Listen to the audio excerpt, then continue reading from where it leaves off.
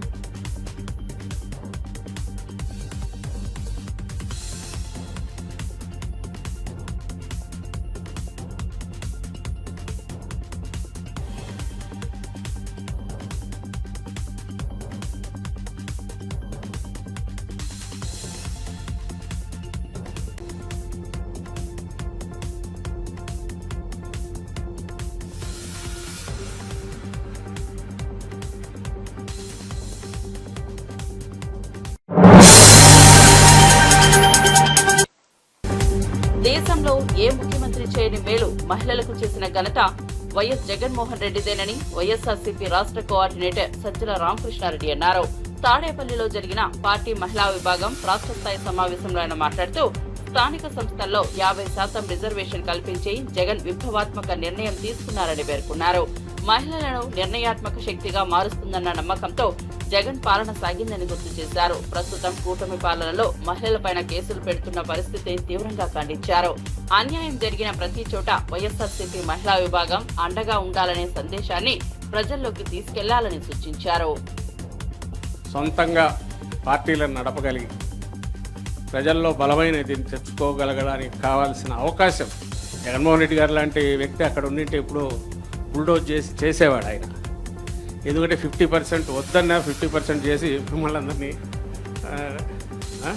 Nominated పోస్టులో 50% ఖచ్చితంగా ఇవ్వాలి. మనకు ఎక్కడ అవకాశం ఉంటే వాటన్నిటిలో కూడా పెట్టాలి.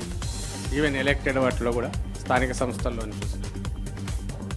సో ఆయన రాజ్యాంగాన్ని చేయగలిగిన దీంట్లో పార్లమెంట్లో ఉంటే బహుశా అక్కడ కూడా ఇది ఎప్పుడో చేసి ఉండేవాడు. కానీ దశాబ్దాలుగా ఆగి ఈ మధ్య అదయింది. ఒక స్టార్ట్ కావాలి అనే తపనతో జగన్మోహన్ రెడ్డి గారు ఏదైతే మొదలు పెట్టారో అది ఆదర్శప్రాయంగా నిలబడింది. దేశం మొత్తం కూడా దాని వైపు చూసింది. మనం యాక్ట్ చేసి ఏమంటాం 50% రిజర్వేషన్ కంపల్సరీ చేసుకున్నది. సో ఇప్పుడు అందుకే మనకు ఏ స్టేజ్ మీద చూసినా మొత్తం మహిళలే సుమారు కనిపించేవారు. ప్రోటోకాల్ ప్రకారం మగాళ్ళ కోసం వెతుక్కోవాల్సి వచ్చేది ఎక్కడన్నారు. బట్ నేనేమంటున్నానంటే పార్టీకి అవసరం ఏది అనేది ఒకటి చెప్పదలుచుకున్నా.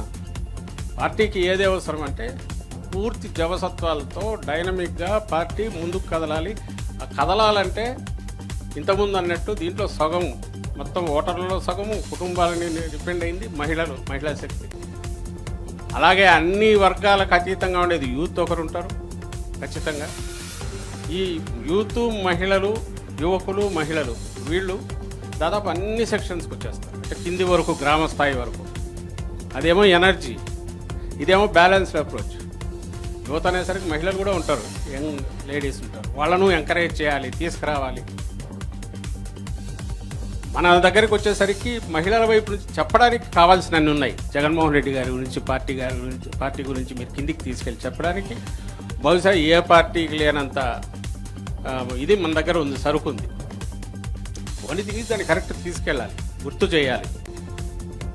దాంతోపాటు ఆయన కోరుకున్నట్టు ఇప్పుడు ఈ సమస్యలు వచ్చినప్పుడు మనం పక్కన ఉండాలి. నాయకత్వం నైపుణ్య అభివృద్ధి శాఖ పనితీరుపై ఉండవల్లిలోని తన నివాసంలో సమీక్ష నిర్వహించిన విద్య, ఐటీ శాఖ మంత్రి నారా లోకేష్ రాష్ట్రంలో లక్షలాది ఉద్యోగ అవకాశాలు కల్పించేందుకు అవసరమైన ప్రతి ఒక్క చర్యను వేగంగా చేపట్టాలని అధికారులను ఆదేశించారు. యువతకు అవసరమైన శిక్షణ, నైపుణ్యాలు అందించేందుకు ప్రణాళికాబద్ధంగా ముందుకెళ్లాలని స్పష్టం చేశారు. ప్రతి జిల్లాలో స్కిల్ హబ్బుల ఏర్పాటుకు కార్యాచరణ రూపొందించాలన్నారు. ఉద్యోగాలు కేవలం ప్రభుత్వ రంగానికే పరిమితం కాకుండా ప్రైవేట్ రంగంలోనూ అవకాశాలు మెరుగుపడేలా చర్యలు తీసుకోవాలన్నారు. యువత భవిష్యత్తుకు బలమైన భూమిక వేసేలా నైపుణ్య అభివృద్ధి కేంద్రమయ్యేలా రాష్ట్రాన్ని తీర్చిదిద్దనున్నట్లు లోకేష్ తెలిపారు.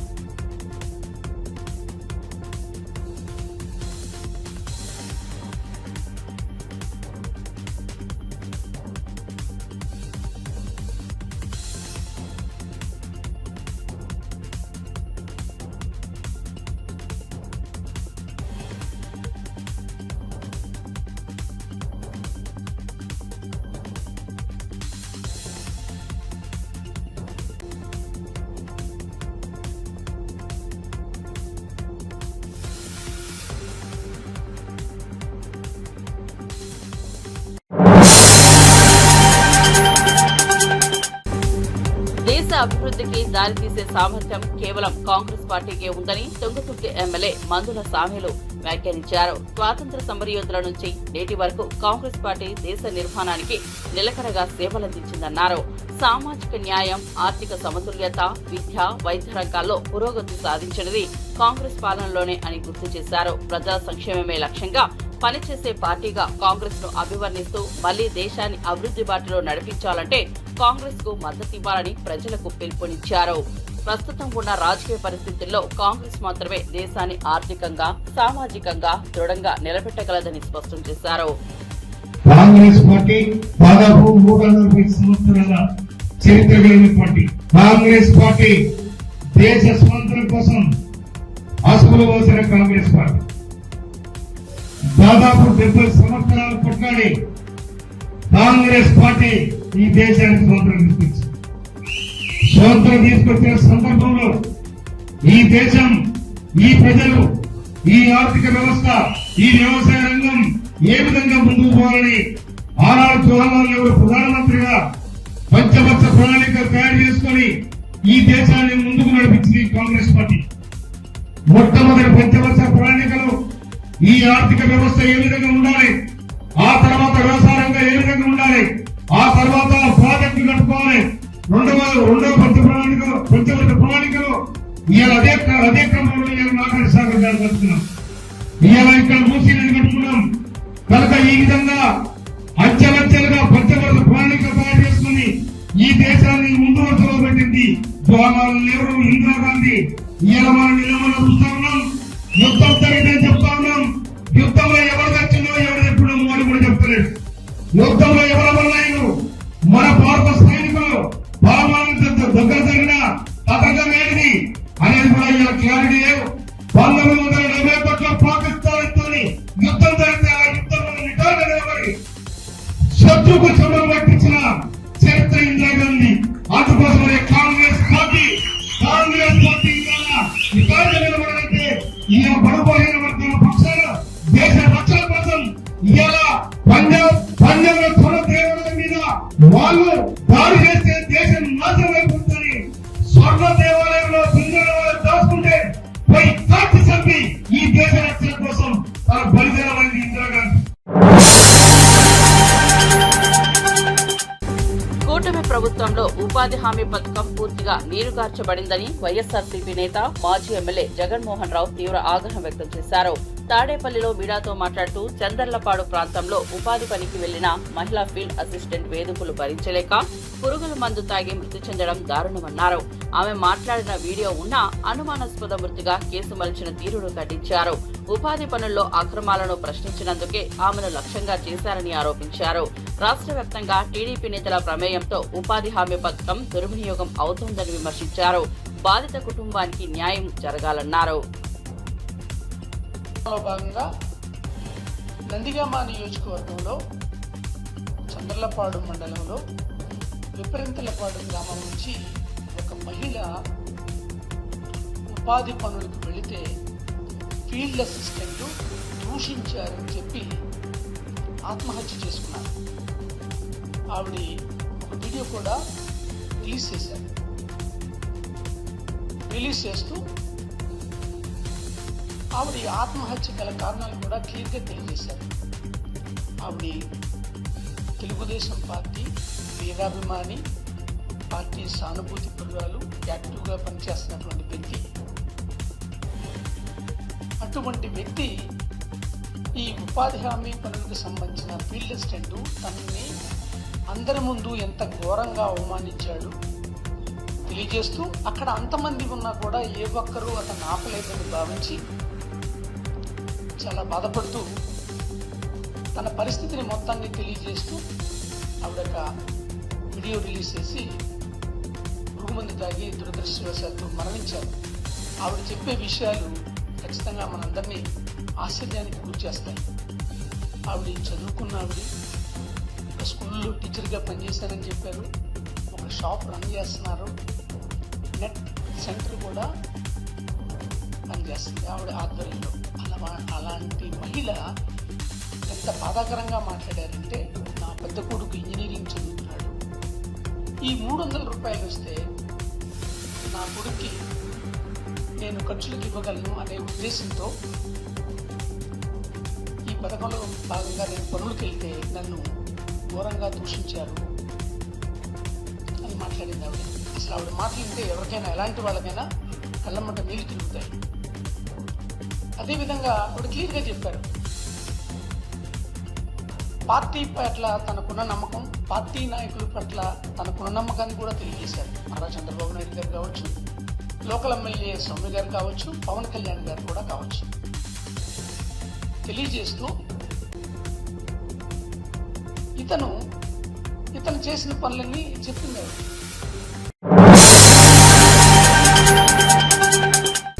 రాష్ట్రంలో ఉద్యానవన సాగును విస్తృతంగా ప్రోత్సహించాలని అధికారులను ఆదేశించారు సీఎం చంద్రబాబు నాయుడు. అన్ని ప్రాంతాల్లో పంట వైవిధ్యాన్ని మెరుగుపరచడమే లక్ష్యంగా రైతులకు అవసరమైన సహకారం అందించాలని స్పష్టం చేశారు. ఆధునిక సాంకేతిక, మార్కెట్, లింకేజీ, సాగు విస్తరణపై ప్రత్యేక దృష్టి పెట్టాలని సూచించారు.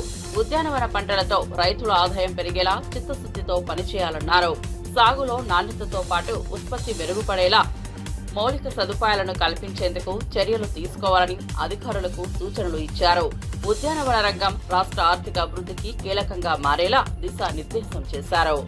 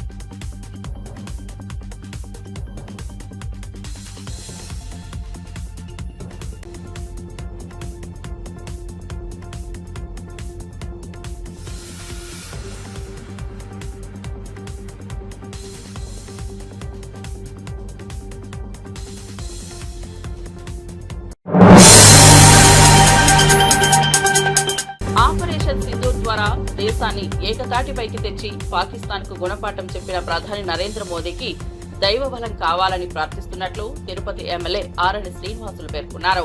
దేశ భద్రతను కాపాడడంలో చూపిన ధైర్య, నియంత్రిత నాయకత్వానికి అద్భుతమైన ఉదాహరణగా ప్రధాని మోదీ నిలిచారని కొనియాడారు.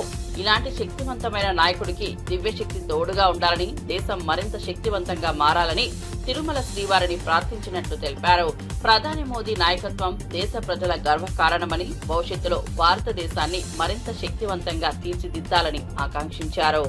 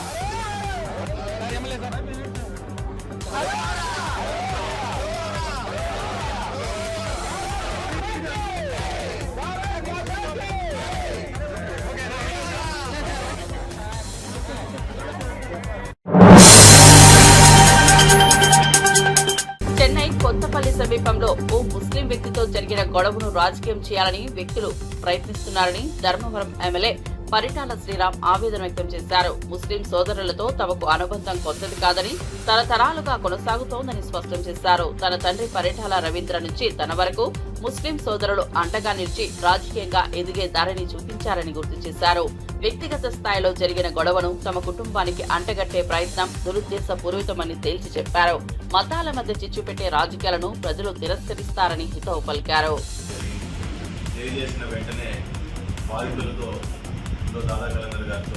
దాదాగారితో మాట్లాడడం జరిగి అక్కడ జరిగిన ఏం జరిగింది, ఏ రకంగా సంఘటన జరిగింది అనేది వారితో తెలుసుకొని ఇమ్మీడియట్గా వారికి ఏదైనా సరే వారికి తగు న్యాయం ఖచ్చితంగా జరిగేటట్టుగా చూస్తామని ఆయనతో కూడా మాట్లాడడం. మరి అది అయిపోగానే వెంటనే సిఐ గారికి, నాగేంద్ర ప్రసాద్ గారికి వంటంలోకి వచ్చామంటే వంటంలో నాగేంద్ర ప్రసాద్ గారితో మాట్లాడడం, మరి దాంతోపాటు డిఎస్పీ గారితో కూడా ఇమ్మీడియట్గా మాట్లాడి తప్పు జరిగినప్పుడు ఎవరైనా సరే దాన్ని ఖచ్చితంగా దాని మీద చర్యలు తీసుకోండి. ఈ రకమైన సంఘటనలు మన ప్రాంతంలో ఎప్పుడు గతంలో లేవు, మరి ముందు జరగకూడదు అన్నప్పుడు ఖచ్చితంగా దాని మీద అక్కడ చర్యలు ఖచ్చితంగా తీసుకోవాలి, అది ఎవరైనా సరే అని చెప్పి చెప్పడం జరిగింది. ఇటువంటి సంఘటనలు జరిగినప్పుడు నా వైపు నుంచి నేను చెప్పేది ఒకటే, అది నేను చేసినా, నా తమ్ముడు చేసినా, మరొకరు ఎవరు చేసినా ఖచ్చితంగా ఇటువంటి సంఘటనలు అనేటివి మరీ పునరావృతం కాకూడదు. కాబట్టి ఖచ్చితంగా పోలీసులు కూడా దాని మీద ఖచ్చితంగా సీరియస్గానే యాక్షన్ తీసుకోవాలి.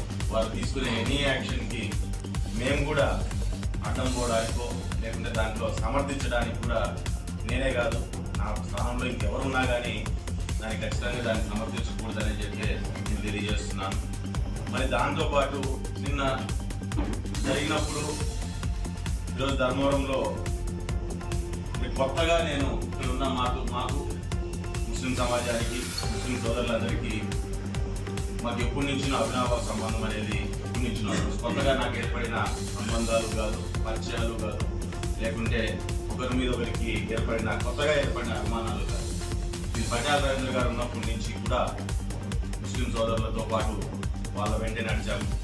వారు మమ్మల్ని కూడా వారిలో ఒకరిగానే ఎక్కడ ఎటువంటి ఇది లేకోకుండా మమ్మల్ని ఒకరిగానే వాళ్ళు కూడా కలుపుకొని మమ్మల్ని ముందుకు తీసుకురావడం మాకు కూడా ఒక బలంగా మారారు. చెప్పాలంటే బలంగా మారినప్పుడు మాలో ఒకరిగా నన్ను కూడా వాళ్ళలో ఒకరిగా నన్ను కూడా వాళ్ళలో కలుపుకున్నందుకు వారికి కూడా ఎప్పటికీ మేము కృతజ్ఞతలుగా ఉంటాము. ఏ ఏపీపై నేడు నారావారి నరకాసుర పాలన నడుస్తోందని మాజీ మంత్రి ఆర్కే రోజా తీవ్రంగా విమర్శించారు. ఏడాది చంద్రబాబు పాలనలో అరాచకాలు, అఘాయిత్యాలు, అత్యాచారాలు, అవమానాలు, అక్రమ కేసులు, వేధింపులే సూపర్ సిక్స్ గా మారాయని వ్యాఖ్యానించారు. ముఖ్యంగా మహిళలపై సోషల్ మీడియా ద్వారా, ఉన్మాదుల ద్వారా వేధింపులకు పాల్పడే పరిస్థితిని చంద్రబాబు సృష్టించారని ఆగ్రహం వ్యక్తం చేశారు. ప్రజాస్వామ్య విలువలకు విరుద్ధంగా ప్రభుత్వం పనిచేస్తోందని ఆరోపించిన రోజా మహిళలను అవమానించడమే పాలనగా మలిచారని ఎద్దేవా చేశారు. నిరంకుశ పాలనకు ప్రజలే గుణపాఠం చెబుతారంటూ ఆమె హెచ్చరించారు. చంద్రబాబు నాయుడు వచ్చి దాదాపుగా ఏడాది అవుతుంది. ఈ ఏడాదిలో ఆయన సాధించింది ఏందయ్యా అంటే అరాచకాలు, అఘాయిత్యాలు, అత్యాచారాలు, అవమానాలు, అక్రమ కేసులు, వేధింపులు. ఇవే సూపర్ సిక్స్. సో ఈ సూపర్ సిక్స్ ఇవ్వడానికి ఉత్సాహం చూపిస్తున్నాడు తప్ప మనం మహిళలకు ఇచ్చిన వాగ్దానాల్ని నెరవేర్చాలన్న చిత్తశుద్ధి వాళ్ళకి లేకపోవటం అనేది మనం అందరం కూడా గమనించాలి. ఎందుకంటే జగన్మోహన్ రెడ్డి గారు అధికారంలో రాకముందు మహిళలకి ఏమేం ప్రామిస్ చేశారు, అధికారంలో వచ్చిన తర్వాత అవన్నీ ఎలా ఫుల్ఫిల్ చేశారు, అవే కాకుండా చెప్పని అనేకం కూడా మన కోసం ఎలా చేశారో మళ్ళీ నేను ప్రత్యేకంగా చెప్పాల్సిన అవసరం లేదనుకుంటున్నా. ప్రతి కుటుంబంలో ఎంతమంది ఏ స్కీమ్కి అర్హులో కులం, మతం, పార్టీ చూడకుండా అందరికీ అన్ని అందించారు కాబట్టే ఈరోజు మనం ధైర్యంగా గ్రామాల్లోకి వెళ్ళగలుగుతున్నాం. ఎక్కడ మనం కనిపించినా అయ్యో మేము తప్పు చేస్తామని కొంతమంది, అయ్యో మేము అన్నకు ఓటేసాం ఎక్కడికి పోయిందని కొంతమంది, ప్రతి ఒక్క మహిళ వైఎస్ఆర్ కాంగ్రెస్ పార్టీ వాళ్ళు, YSR Congress party sympathisers open గా బాధపడుతుంటే తెలుగుదేశం జనసేన వాళ్ళు లోపల ఏడుస్తున్నారు. ఎందుకంటే ఈ కూటమి ప్రభుత్వం వైఎస్ఆర్సీపీ మహిళల్నే కాదు, వాళ్ళ తెలుగుదేశం జనసేన మహిళల్ని కూడా మోసం చేసింది. వాళ్ళకు కూడా అమ్మఒడి లేదు, వాళ్ళకు కూడా చేయూత లేదు, వాళ్ళకు కూడా ఆరోగ్యశ్రీ లేదు, వాళ్ళకు కూడా ఏ ఒక్క సంక్షేమ పథకం సూపర్ సిక్స్ లేదు. అంటే మననే కాదు వాళ్ళని కూడా మోసం చేశారు. మనం బయట చెప్పుకోగలుగుతున్నాం, వాళ్ళు చెప్పుకోలేక కుమిలిపోతున్నారు అన్నది నిజమని కూడా ఈ సందర్భంగా తెలియజేసుకుంటున్నాం. ఉగ్రవాదులకి మనకి మధ్యన జరిగిన యుద్ధంలో ముందుండి నడిపించింది ఎవరు? మహిళలు. సో మహిళలుగా మనం గర్వపడాలి. చంద్రబాబు నాయుడు కూటమి ప్రభుత్వం అధికారంలోకి వచ్చిన తర్వాత మహిళల మీద, చిన్నపిల్లల మీద అఘాయిత్యాలు, అత్యాచారాలు ఎంతగా పెరిగిపోతున్నాయో అసెంబ్లీ సాక్షిగా వాళ్ళు ఇచ్చిన లెక్కలు చూస్తేనే మీకు అర్థమవుతుంది. అంటే ఈరోజు ఒకవైపు ఉన్మాదుల్ని తయారు చేస్తూ ఎలా సోషల్ మీడియాలో దేశాన్ని టీబీ రహితంగా మార్చే లక్ష్యంతో చేపట్టిన టీబీ ముక్త్ భారత్ అభియాన్ పై సమీక్షా సమావేశానికి ప్రధాని నరేంద్ర మోదీ అధ్యక్షత వహించారు. టీబీ నిర్మూలన కోసం కేంద్రం తీసుకుంటున్న చర్యలు, రాష్ట్రాల భాగస్వామ్యం, ప్రజా భాగీదారీ అంశాలపై ప్రధానమంత్రి సమీక్షించారు. 2025 నాటికి దేశాన్ని టీబీ నుంచి పూర్తిగా విముక్తం చేయాలనే లక్ష్యంతో అన్ని శాఖల సమన్వయంతో ముందుకెళ్లాలని ప్రధాని స్పష్టం చేశారు. ఆరోగ్య వ్యవస్థ బలోపేతానికి కేంద్రం కట్టుబడి ఉందని తెలిపారు. కార్యక్రమానికి సంబంధించి ఉన్నతాధికారులు, కేంద్ర ఆరోగ్య శాఖ ప్రతినిధులు పాల్గొన్నారు. దేశవ్యాప్తంగా ఈ అభియాన్ను మరింత బలోపేతం చేయాలని నిర్ణయం తీసుకున్నారు.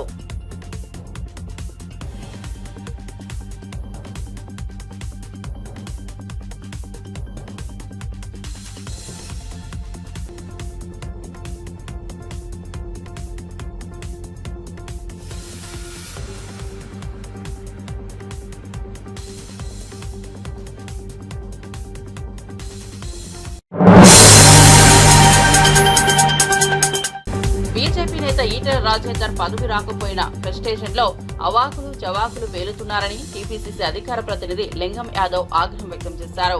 ప్రజల సమస్యలపై మాట్లాడే బదులు వ్యక్తిగత విమర్శలతో రాజకీయ నిరాశను బయటపెడుతున్నారని ఎద్దేవా చేశారు. పదవి ఆశించి విఫలమైన నాయకుడు ఇప్పుడు తప్పుడు ఆరోపణలతో దూషణలు చేస్తుంటే ప్రజలు నమ్మే పరిస్థితి లేదన్నారు. కాంగ్రెస్ ప్రభుత్వం ప్రజలకు అనుభూతి అయ్యే విధంగా పనిచేస్తుంటే ఈటెల మాత్రం పదవి కోల్పోయిన బాధను వెదజల్లుతున్నారని మండిపడ్డారు. వ్యక్తిగత విమర్శల కంటే ప్రజాసేవ ముఖ్యమని గుర్తించుకోవాలని హితవు పలికారు. రేవంత్ రెడ్డి గారి పైన ఇవాళ ఈటల రాజేందర్ గారు ఇవాళ ఒక ఫ్రస్ట్రేషన్ లో బీజేపీ పార్టీలో పదవి రాలేదనే ఒక ఫ్రస్ట్రేషన్ లో ఏది పడితే అది ఇవాళ బహుశా ఈటల రాజేందర్ గారికి మైండ్ దొబ్బిందేమో ఏది పడితే అదే మాట్లాడుతున్నాడు. ఇవాళ నువ్వు ఆనాడు కేసీఆర్ ప్రభుత్వంలో మంత్రిగా ఉన్నావు కదా, మరి నీ ఆధ్వర్యంలోనే తెలంగాణలో ఆర్థిక విధ్వంసం జరిగింది. ఇవాళ బీజేపీ పార్టీ నుంచి ఇవాళ తెలంగాణ ప్రజలు నిన్ను ఎంపీగా గెలిపించరు. మరి కేంద్రం నుంచి తెలంగాణకి ఎన్ని నిధులు తెచ్చినవో దమ్ముంటే దాని మీద చర్చించు. ఏవో నీకు పార్టీలో బీజేపీ పార్టీలో ఏదో పదవి రాలేదని అక్కస్తోంటి ఫ్రస్ట్రేషన్ లో ఇవాళ ఈటల రాజేందర్ మాట్లాడుతుండ్రు. ఇవాళ హైడ్రా గురించి మాట్లాడుతున్నారు. మరి ఇదే బీజేపీ పార్టీ గంగా నది రీజనవేషన్ కోసం 1,000 కోట్ల రూపాయలు కేంద్ర ప్రభుత్వం కేటాయించింది. అదే విధంగా గుజరాత్ రాష్ట్రంలో సబర్మతి నదిని రీజనవేట్ చేసింది. మరి ఇవాళ తెలంగాణ రాష్ట్ర ప్రజా ప్రభుత్వం ముఖ్యమంత్రి రేవంత్ రెడ్డి గారి ఆధ్వర్యంలో ఇవాళ హైడ్రాని ఏర్పాటు చేయడం వల్ల మీకొచ్చే నష్టం ఏందండి? ఇవాళ ఆనాడు 10 ఏళ్లుగా తెలంగాణని పరిపాలించినటువంటి కేసీఆర్ ప్రభుత్వంలో ఎక్కడ పడితే అక్కడ ప్రభుత్వ భూములు, చెరువులు, నాలాలు ఇవాళ కబ్జా గురైనాయి. అదే విధంగా మూసీ నది ఇవాళ దాదాపు 40 రకాల వ్యాధులతోటి మూసీ నది పరివాహక ప్రాంతంలో ఇవాళ ప్రజలు బాధపడుతున్నారు. పక్కనే ఉన్నటువంటి నల్లగొండ జిల్లా ప్రజలు ఈ మూసీ కలుషితమైన నీరు ద్వారా అక్కడ పండినటువంటి పంటలు కూడా ఇవాళ ఎవరు కొనట్లేదు. అక్కడ పండించినటువంటి వరి పంటలు తిన్నటువంటి ప్రజలు కూడా ఇబ్బంది పడుతున్నారు. ఇవన్నీ కూడా సరి చేయాలని ఇవాళ తెలంగాణ రాష్ట్ర ప్రజాప్రభుత్వం ఒక బృహత్కరమైనటువంటి కార్యక్రమాన్ని తీసుకుంటే చూసి ఓర్వలేక ఒక ఫ్రస్ట్రేషన్ లో ఈటల రాజేందర్ ఏది పడితే అది మాట్లాడుతున్నాడు. ఖబర్దార్ ఈటల రాజేందర్, ఇంకొకసారి గౌరవ ముఖ్యమంత్రి రేవంత్ రెడ్డి గారి గురించి గాని కాంగ్రెస్ నాయకుల గురించి గాని ఏది పడితే అది మాట్లాడితే నువ్వు తెలంగాణలో తిరగలేవు బిడ్డ, జాగ్రత్త. ఇప్పటికైనా ఆలోచించి ఒక ఎంపీ అనే బాధ్యత ఉన్నటువంటి పదవిలో ఉన్నావు, దాన్ని గుర్తెరిగి మాట్లాడితే మంచిది. ఇక ముందైనా మాట్లాడే ముందు ఆలోచించుకొని మాట్లాడాలని ఈటల రాజేందర్ కు విజ్ఞప్తి చేస్తున్నాం. జగిత్యాల జిల్లా చల్గల్ మామిడి మార్కెట్లో రసాయనికంగా పండిన మామిడి పండ్లపై ఆహార భద్రతా శాఖ అధికారులు ఆకస్మిక దాడులు నిర్వహించారు. నిషేధిత పదార్థాలతో మామిళ్లను కృత్రిమంగా పండిస్తున్నట్లు పలు వ్యాపారులపై అధికారులు నిర్ధారించారు. ప్రజా ఆరోగ్యానికి ప్రమాదకరమైన ఈ చర్యలను తక్షణమే ఆపాలని ఆదేశించారు. పండ్లకు రంగు, పరిపక్వతను త్వరితంగా తేవడానికి ఉపయోగించే కెల్ఫ్, ఈథలిన్ వంటి రసాయనాల వాడకం ఆరోగ్యానికి హానికరమని హెచ్చరించారు. మామిడి పండ్లను స్థానికంగా స్వాధీనం చేసుకుని విచారణ ప్రారంభించారు. ప్రజలు సురక్షిత పండ్లను ఎంచుకోవాలని అధికారులు సూచిస్తున్నారు.